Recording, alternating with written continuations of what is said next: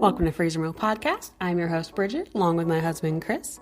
Weekly, we talk about being parents, what happened that week. It's basically our therapy session to vent out everything that we went through.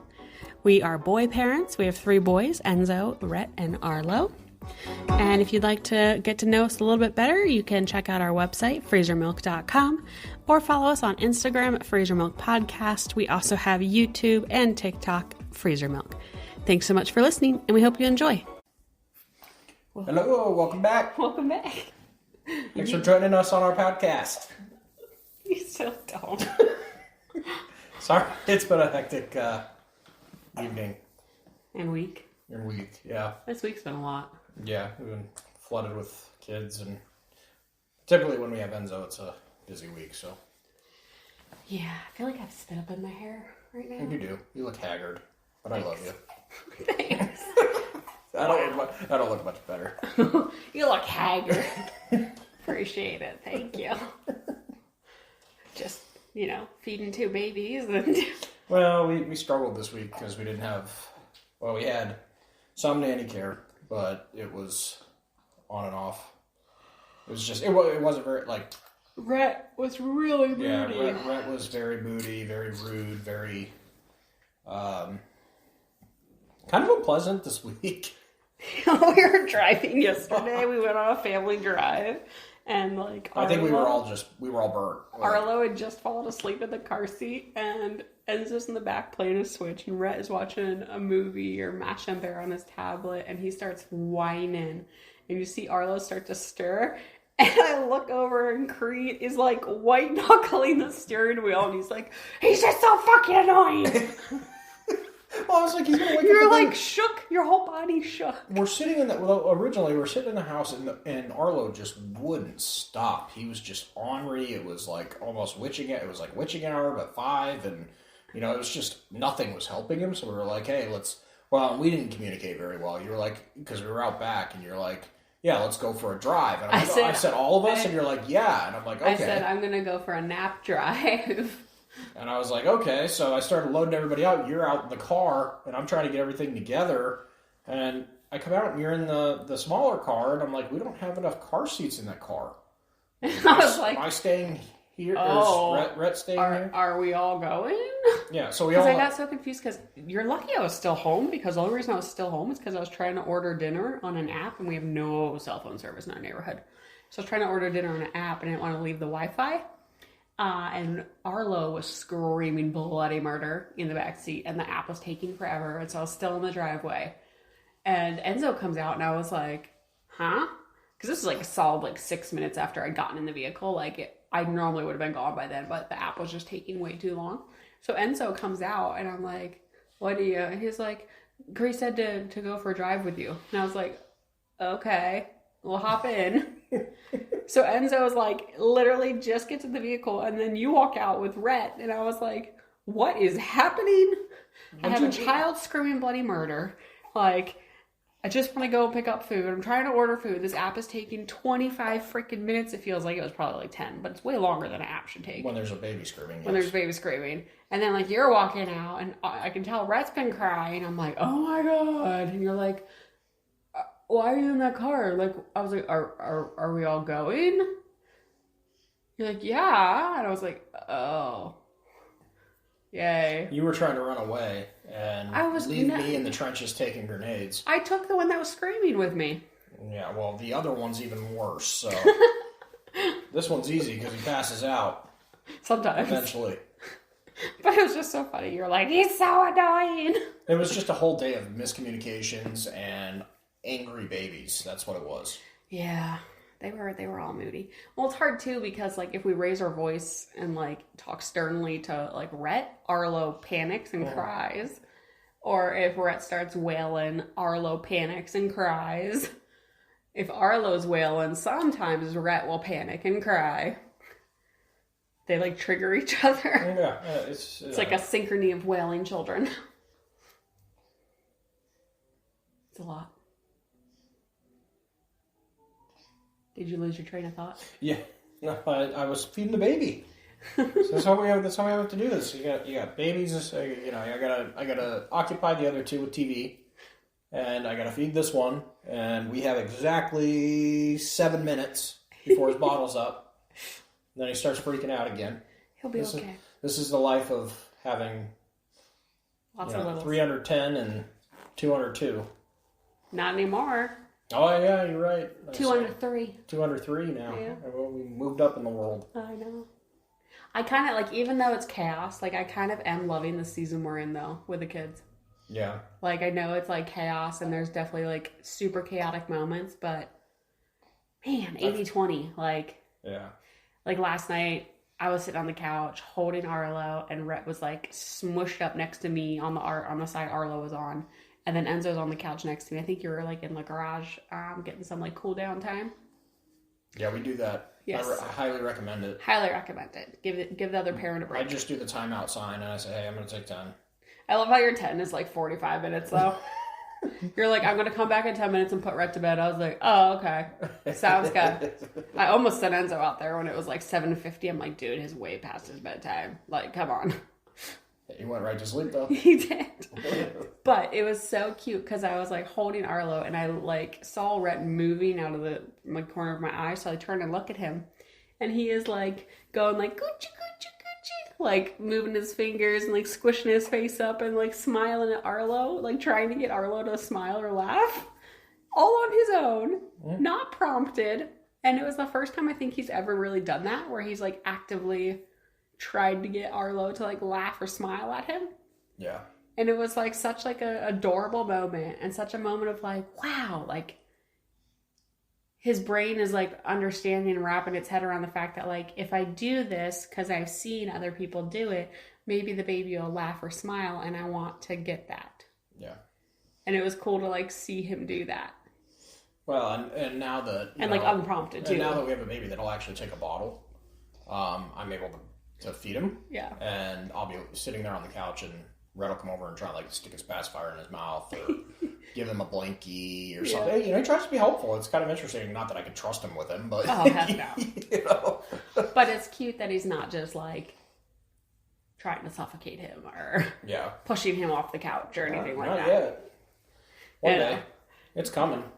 That part of it's really cute, though. But I do really enjoy, you know, the season that we're in. And well, Rhett, man, like, every day he surprises me because he's growing up so much. Yeah. Like, today, like, now he's got this thing where he likes to grab the stool out of the pantry. We have, like, a little tiny step stool. He likes to grab it and get up over counter height and see everything, and everything's so new. He just observes. It's so interesting. He goes around and he'll turn on the pantry light when he's in there, and then he'll turn it off, and he'll walk out and go to the hallway, and I'm like, oh, jeez. He's turning into a little human.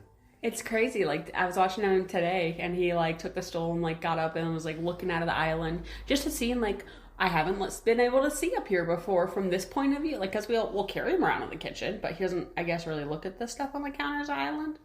But now it's, like, at eye level. He's like, oh. And he, like, got up and, like, was looking at the sink and kind of, like, looking at everything, just taking inventory of everything in the sink. Like, huh, cool. This is... And, like, we're looking at the faucet. I was like, do I turn it on for him or no? I was like, no, we're not going to do that. No, that's a horrible idea. But I was like, he's just... is so intrigued and observing everything and, like, trying to figure it all out. I was like, that's so cool to, like, watch his little brain process it. Yeah, he's just kind of excited about trying to figure shit out. And... Is that what that is? I've been trying to figure out what the heck that music was in the background. Yeah, I left it on. I don't know. It's just, every day is like a blur, but you get little snippets of just things that are like, kind of melt your heart, you know? Like Enzo, I was running errands because I'd had a rough day the other day. And so you let me, like, just go run errands in the evening. And so you had Enzo and Rhett and Arlo all at Rhett's bedtime. Yeah, I had all three of them. Managed. FYI, guys, I managed. It is easier with 3 than 2. Bullshit. I'm sorry. Who held the baby while you put Rhett to bed? Barely. He was screaming. The baby lasted for like 2 seconds and started freaking out. And Enzo was like, I don't know what to do. And I'm like, okay. But what did I do with the baby when you left? And it was not an Enzo week, and I had to put Rhett to bed and had the baby. You put him on the floor. I put him on the floor in Rhett's room, and he was screaming. He's got a crib with a breathable mattress. He was screaming, and Rhett was like, Mom? Like, he just kept looking at the baby and looking at me like, why is my brother on the floor in my bedroom? And like, why is he screaming? What are we doing? I managed to get all of them fed. I managed to get them cleaned up. I picked up dinner. What do you mean you got them all fed? I dispersed the foods so that they were able to eat. Otherwise, they wouldn't have made it. Okay? So, and then I got them cleaned up, and I got them into bed. I got this one asleep before you even came home. And this dude doesn't do that. Yeah. So I don't want to hear it. I should get props for hey, you know what? I appreciate you letting me go for a couple hours. You get props for being a good partner because it's a partnership. Oh, okay, that's how that rolls. I don't get props for all the daily shit I do for him. See, guys, she just expects it. It's because we're in a partnership. Oh. You're not a babysitter. You're a parent. Yeah, ain't that the truth, huh? Mm-hmm. So yeah, it's been a crazy week. We've just been kind of flying by the seat of our pants. Oh, but what I was saying was that, like, it was helpful. Like, Enzo, he's at an age where he can try to help with Arlo, and that's really nice. Or he's helping with Rhett, and hanging out with him. Like, could you imagine? There's so many people out there that don't have one that's way older, so they just have like a 3-year-old or a 2-year-old and like a 3-month-old.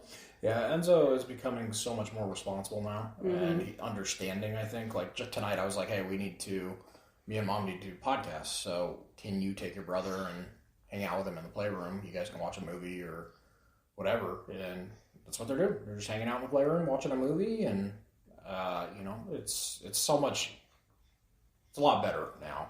Yeah. That he's older and he can do that. He's growing up so quick. All of them are. Yeah. What's that saying you said they don't keep or something? Babies don't keep? Yeah. This one's already 3 months old. Yeah, he's rolling over-ish. Like, when did that happen? I feel like we, blinked. They always say, it goes faster and faster. Even Rose, she was here the other day, she was like, I feel like time is just flying by. I was like, yep. It gets quicker every time. Yep, it does. And they get bigger and bigger, and then eventually they leave the nest. That's it. You sure you don't want to have more? No, I'm good. We started adding to in the evenings, so we do this thing where we have Enzo tell us, what was the best part of your day and what was the worst part of your day. Yeah, we're having issues with appreciation. And so recently we have felt like maybe he doesn't, always appreciate stuff. Yeah. And so we've added in now, because his dad also felt that at his house, and they had, a big conversation about being appreciative, I guess. So we've added in now in the evening, before he goes to bed, we'll say hey, what was the best part of your day? What was the worst part of your day? And then what's something you appreciated about somebody else? And I think it gives him a chance to kind of reflect on what happened. Does he say the same? He says the same thing to me every day. Oh, it's the same shit every night. But the fact of the matter is he actually has to kind of think about it. Mm-hmm. Because I think for kids his age, the days are pretty monotonous. They're very almost transposed in a way, and they're always the same. So I think for him to be able to just kind of look back and maybe think of a couple different things that might have happened that might have made him feel bad or made him feel good is a good way to kind of look into it. But yeah, I really like that we do that now. I think it's really helping him to grow. Yeah. And be more appreciative, because he was having that issue with his dad's house too. Yeah. I mean, it wasn't just here. And a big thing that we've been really trying to help him understand is appreciating when people give you their time, because time is very valuable. Right. And I think that is really clicking with him now. All of a sudden he's when he gives time to people, that has value. Well, I think he's starting to see how busy we really are. Yeah. And, we can't just, when he was younger, it was expected that we dropped everything and catered. But now he's like, wow, he's starting to realize that everybody's busy. I mean, they got kids, we got kids. I got two brothers, younger. They got jobs and businesses and stuff like that. And I think he's starting to realize, hey. I think his therapy was like, we're kind of on pause with therapy because the therapist said like, hey, like I feel like he's doing really well and he's learned a lot and he's doing good about identifying emotions. So like, let's take a pause for a couple months unless something comes up, and we'll touch base again like as the school year starts next year. But I was telling you the other day, one of the things that his therapist had encouraged us to do, I do a lot now with not just with Enzo, but I do with like a lot of people. And it was the therapist that told me I need to really work on telling Enzo, not like I'm proud of him, but tell him he should be proud of himself, and really establish that like having pride doesn't need to be something that is only an external validation thing, but something you can like internally validate in yourself. And so I realized twice this week I've told other people like, you should be so proud of yourself, like that's amazing. So one of them was this person I know, like she is moving across country and she's applying for jobs, and she interviewed for this job and they knew she's moving across country, and not only did they like give her what she wanted on a salary when they made the offer and like a sign-on bonus, but then they also threw in like a relocation bonus, even though she didn't even ask for it. She didn't ask for it, and they knew she was already relocating. Like they're not technically paying her to relocate. And I told her, I was like, you should be so proud of yourself, because that relocation bonus is absolutely a reflection of how much you crushed that interview. Because they had no need to pay that to you. You were already relocating, not on their dime. And for them to be like, hey, like, let's just sweeten the pot even more because you crushed the interview. Well, and I think we all have little wins throughout the day that we just really don't think much of. Yeah. And we just keep going, going forward through the day because we're just so occupied. Our brains are just so occupied. But I think it's extremely important to, like, because, our parents, they weren't very, supportive in that manner. So, we didn't have people cheering us on, So, it's for me, it's hard because I try to remember to tell my kids that I'm proud of them and I want them to be proud of them and stuff like that. But it's not something that, like, resonates with me all the time. It's not the first thing that I think about, Yeah. So. Well, so the other time was a neighbor recently, like, she was showing me like this whole like yard design that she did and picked out, and like they've started working on her yard and all that, and she's a single mom, and I told her I was like hey, like you should be so proud of yourself, like you did this, like this is all of you, your design, you did this, like this is amazing. And she was like, kind of taken back by it. But... yeah, like really appreciative. Like, wow, yeah, I did do this. Yeah. And I was like, man, that freaking therapist is like having such a positive impact in so many people because of that. The other thing I've started trying to do is I'm trying to get away from telling Enzo, spit up. I'm trying to get away from telling Enzo, like, you're so smart, or that's because you're smart. Because I don't want him to develop this mentality that, like, he's only good at things because he's smart and not because of, like, the work he's put in. Yeah. So, like, I don't know if you picked up on it, but today when he was like, hey, I got, like, 100 on my spelling test, I wasn't like, wow, that's amazing, like, you're so smart, I'm proud of you. I said, wow, that's amazing. Like, I'm so proud of all of your hard work you did to get that grade. Like, that's really amazing. Yeah, well, meanwhile, I'm like, man, that's because you're so smart. You're smarter than everybody else in your class. But I just recently read, like, why you shouldn't call smart kids smart, like an article. And I was like... And that, ladies and gentlemen, is why communication and partnerships is extremely important. Because I didn't tell you. I just read it. But I read this article about, like, why you shouldn't call smart kids smart. And it's because it develops this mentality that it's not their hard work. And it could come very naturally to them, but it's still work, Hi, baby. Hi, baby. Yep.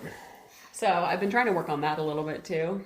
Just identifying more and, like, giving him accolades for the work he's put in. Or, not just, oh, you got straight A's, like, I expected that. But, wow, like, you worked so hard to get those grades. That's amazing. I'm proud of you.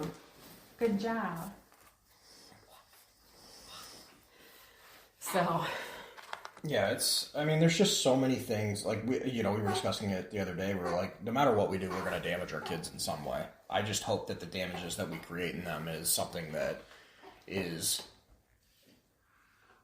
it pushes them to a more positive and fulfilling life versus, something that's so bad, that, I don't know, my parents kind of screwed me up. Your parents really screwed you up. And Yeah. I don't want that to be the case for our kids. I don't think any parents really want that, but I think we are working really hard to stop generational traumas. I'm watching the camera right now. I'm watching my two boys over there in their playroom, and they're both snuggled up on the couch, leaning up against each other, watching a movie. Aww. It's pretty adorable, actually. So that's what I'm talking about, though. Those are the moments that you just kind of have to sit back and be like, "That's a win." That's what I'm saying. Like this season, They could hate each other. Yeah, this season we're in right now is becoming a very sweet season that I really, I snapped a picture the other day of you and the three boys. And you were feeding Arlo sitting on the couch, and Enzo and Rhett were like sitting on the floor, leaned back against the couch right in front of you, like kind of snuggled up. And it's such a sweet season of life that we're in. Like, it's not always going to be like this. It's going to be chaos and going to different events, whether it's coding camp or sports or video game tournaments or whatever it could be down the road. Like, there's a much different season down the road than the little sweet moments we currently are in. Yeah. Well, you guys like to spend a lot of time out back laying in the turf or laying on that mat, and they all just come out and pile on and kind of hang out. And I'm like, it's really nice to just be able to hang out back, and the family. It's a controlled space. It's like they can't really get into anything. I mean, Rhett likes to get into the plants and mud, but I mean, he's a boy, so. I hope our kids can look back one day and say, like, I remember my parents hung out with me. Like, I distinctly, as a child, remember my dad did a bunch of stuff with us. Yeah. My mom, she didn't do fucking shit. That's kind of what I remember. I remember my dad doing a lot of stuff with us. My mom didn't. She wasn't around. And so I kind of hope, like, one day our kids can look back and be like, I remember both of my parents being really there and really present. And I think that's what always pushes us. It helps when you work from home. Yeah. I was going to say, I think it's what pushes us to stay in jobs that work from home, or to look at other, avenues to figure out how to be able to continue that and be around the kids. And, like, again, babies don't keep. Well, and that's kind of what we're striving for right now. I mean, we've realized that, we both went down pretty impactful and strong career paths, and we decided, hey, this isn't where we want to go. Now that we're here, we're like, hey, we want to, we had a completely different mind shift, and we decided it's time to do something different. Like, it's something that gives us more time and flexibility. I think it started shifting when we had Rhett, and then having Arlo, like, really shifted our mindset about, like, I don't want to miss moments with them. Me either. And I think that, again, I think it really started with Rhett when he was little, because Enzo he's always been 50-50. Yeah. So it's always a given, like, we're going to miss moments. And he's in-person school, soon not to be anymore. But I think once we had Rhett, and then especially once we had Arlo, we were kind of like, I just want to be there. I want to be around them more. I want to build the memories with them. Snuggle bugs. I'm glad that they get along. Yeah. Like, me and my sisters didn't get along that well. Enzo is the best big brother. He really He is is. kind of he's a gentle soul, for sure. He is. He was meant to be a big brother. Yeah. He was meant to love and, like, have a big heart and, just nurture and love on people. Mm-hmm. And he does it so well. Brett's got a big heart too, though. He does. I don't know. I think we're just gonna go through every season, and every year's gonna be different. But right now, I'm enjoying it, and I look forward to the time that we get. Minus white knuckling it in the car. Yeah, except for that. He's so annoying. Well, I mean, he did scream as soon as the baby fell asleep. So. Oh, I know.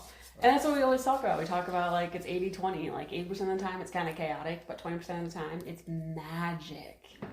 And we're having a lot of magic right now. Yeah. And it's making up for some chaos that we've had. Yeah.